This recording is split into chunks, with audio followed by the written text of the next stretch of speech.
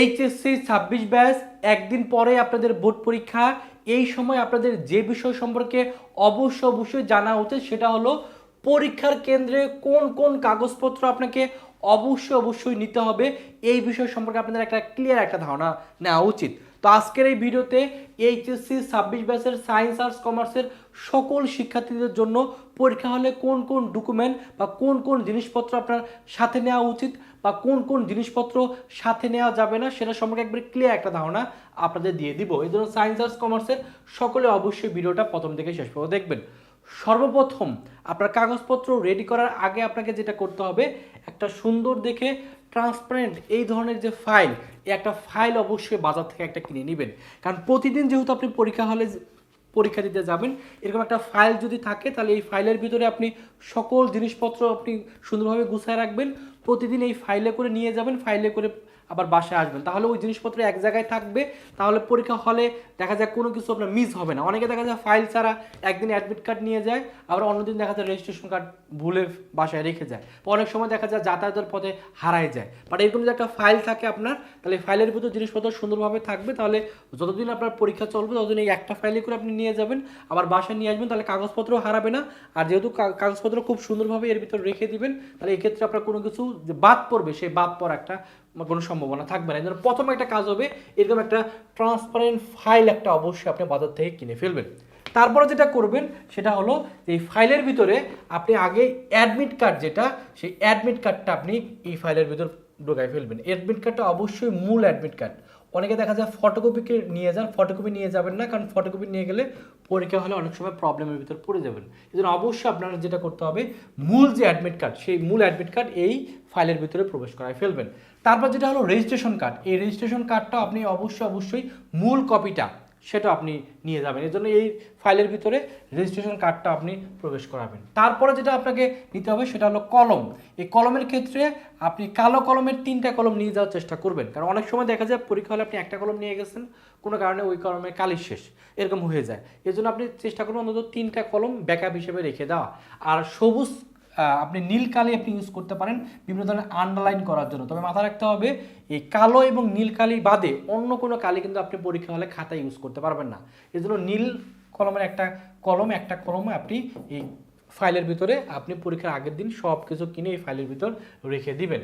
তারপর একটা পেন্সিল নিয়ে যাওয়ার চেষ্টা করবেন। পেন্সিল দিয়ে অনেক সময় আপনি আন্ডারলাইন করার জন্য বা মার্জিন টানার জন্য, বিশেষ করে মার্জিন টানার জন্য আপনি পেন্সিলটা ইউজ করবেন। এর কারণটা হলো অনেক সময় আমরা কলম দিয়ে মার্জিন টানি, দেখা যায় যে আঁকা বাঁকা হয়ে যায়, আর কলম দিয়ে যখন টানবেন তখন ওটা কিন্তু বাদ দেওয়ার বা কাটা দেওয়ার কোনো সুযোগ থাকে না। এই জন্য পেন্সিল দিয়ে আপনি মার্জিন টানার চেষ্টা করবেন। কোনো কারণে যদি ভুল হয়ে যায় রাবার দিয়ে খুব সুন্দরভাবে আপনি এটা মিশিয়ে ফেলতে পারবেন। পেন্সিলের সাথে অবশ্যই রাবার বা কাটার নিয়ে যাবেন, আর একটা স্কেল নিয়ে যাবেন। অনেক সময় আমরা স্কেল নিয়ে যাই না, দেখা যায় পিছনে বন্ধুর কাছ থেকে স্কেল চাই, অনেক সময় দেখা যায় ম্যাজিস্ট্রেট সেখানে গার্ড দিচ্ছে, আপনি হয়তো বা স্কেল চার জন্য পিছনে তাকাইছেন, ম্যাজিস্ট্রেট এসে আপনার খাতাটা নিয়ে নিল, এরকম কিন্তু অনেক সময় হয়ে যায়। যেন অবশ্যই একটা স্কেল নিয়ে যাবেন, কারণ আপনাকে মার্জিন টানতে হবে। অনেক দেখা যায় পরীক্ষা হলে স্কেল নিয়ে যান না, আপনার পাশে একজন বন্ধু বসছে, অপেক্ষায় থাকেন, তার মার্জিন টানা শেষ হবে, তারপর আপনি মার্জিন টানবেন।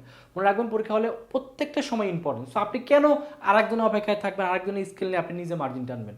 এই জন্য আগের থেকে আপনি কি করবেন, একটা স্কেল সাথে নিয়ে রাখবেন। আর আপনি ঘড়ি নিয়ে যাবেন। এই ঘড়িটা কিন্তু খুবই ইম্পর্টেন্ট পরীক্ষা হলে টাইম ম্যানেজমেন্ট করার জন্য। অনেকে দেখবেন বাংলা প্রথম পত্র পরীক্ষায় টাইম মিলাইতে পারবে না। এর মেন যেটা কারণ, এই টাইম না দেখে মানে মনের মাধুর্য দিয়ে লেখা, এতে হয় কি প্রথম দিকে আপনি অনেক ভালো লিখবেন, বা শেষের দিকে দেখবেন যে আপনি লেখার কোনো সময় পাচ্ছেন না। এই জন্য অবশ্যই ঘড়ি নেবেন, তবে অ্যানালগ যে ঘড়িগুলো আছে অ্যানালগ ঘড়িগুলো নেওয়ার চেষ্টা করবেন। অনেকে দেখা যায় স্মার্ট ওয়াচ নিয়ে যেতে চান, এটা নেবেন না। ডিজিটাল ওয়াচ এগুলো নেবেন না, এগুলো নিলেও অনেক সময় সাসপেন্ড হওয়ার একটা সম্ভাবনা থাকে। এই জন্য অবশ্যই যেগুলো অ্যানালগ ঘড়ি সেই অ্যানালগ ঘড়ি নিয়ে যাবেন। অর্থাৎ যেই ঘড়িতে কোনো ধরনের মোবাইল কানেকশন নাই, ছবি তোলা যায় না, এই ধরনের বাদ মানে অ্যানালগ টাইপের ঘড়ি নিয়ে যাবেন। আর ক্যালকুলেটর নিয়ে যাবেন। ক্যালকুলেটরের ক্ষেত্রে নির্দিষ্ট মডেলের ক্যালকুলেটর ইউজ করা যায়। কোন কোন ক্যালকুলেটরগুলো ইউজ করা যায় সেটা এখানে সুন্দরভাবে মডেলগুলো দেওয়া আছে। এই মডেলের ক্যালকুলেটরগুলো কিন্তু আপনি পরীক্ষায় ইউজ করতে পারবেন। যেমন 991EX, এটা কিন্তু অনেক ভালো একটা ক্যালকুলেটর, বা 991ES, এই ধরনের ক্যালকুলেটরগুলো আপনি ইউজ করতে পারবেন, বা 991CW, এই ধরনের ক্যালকুলেটরগুলো আপনি পরীক্ষা হলে নিয়ে যাওয়ার চেষ্টা করবেন। আর অবশ্যই একটা পানির বোতল সাথে নিয়ে যাবেন। কেন পানির বোতল সাথে নিয়ে যাবেন?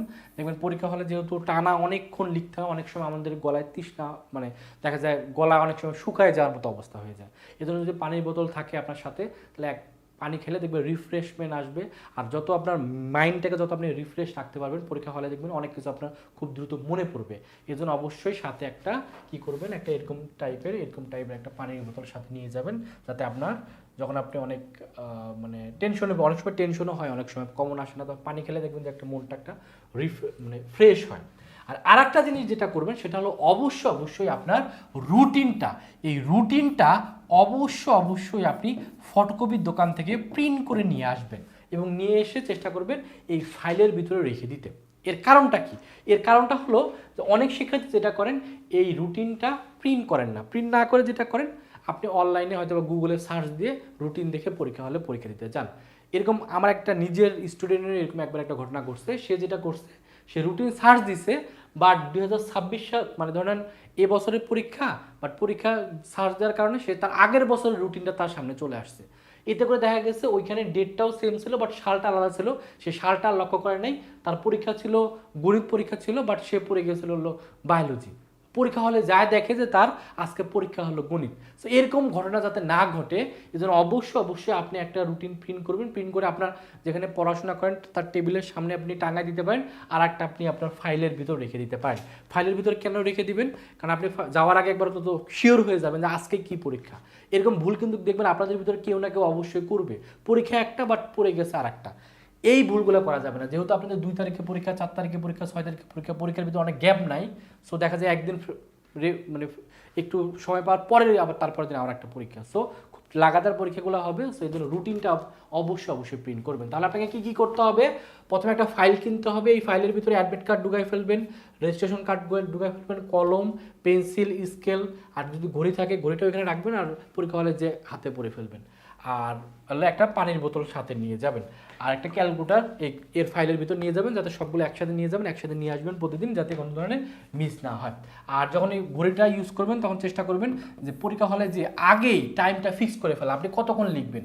কথার কথা আপনার পরীক্ষা শুরু হবে 10:30। তার মানে টার্গেট নেবেন যে প্রত্যেকটা সৃজনশীল লেখার জন্য আপনি কথার কথা 20 মিনিট করে ফিক্স করলেন।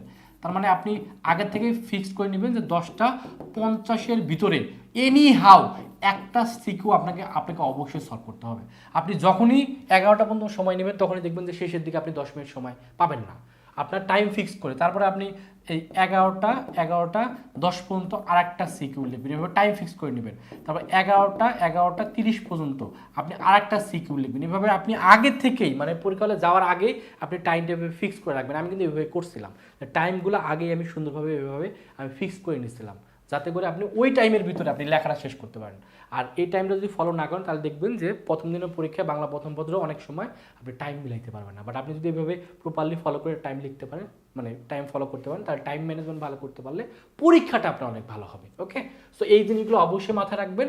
আর অবশ্যই চেষ্টা করবেন পরীক্ষার আগের রাতে 11টার ভিতরে ঘুমায় পারা চেষ্টা করবেন। 10টার ভিতরে ঘুমাইলে ভালো, অনেক টেনশন কাজ করবে, বাট চেষ্টা করবেন ঘুমানো, মানে ঘুম যত ভালো হবে পরীক্ষা আপনার ভালো হবে, এটা মাথায় রাখবেন।